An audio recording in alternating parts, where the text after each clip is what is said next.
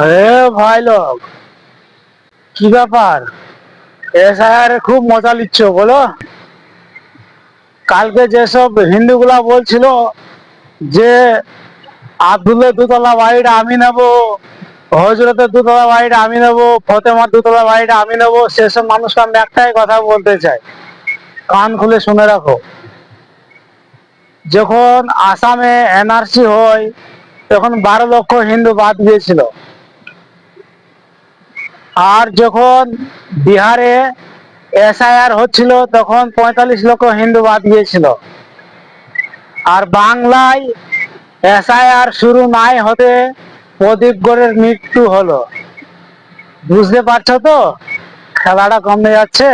BJP নেতারা বলছিল না যে হিন্দু खतरे में है, खतरे में है, और सही बात बोला था, हिंदू सच में खतरे में है।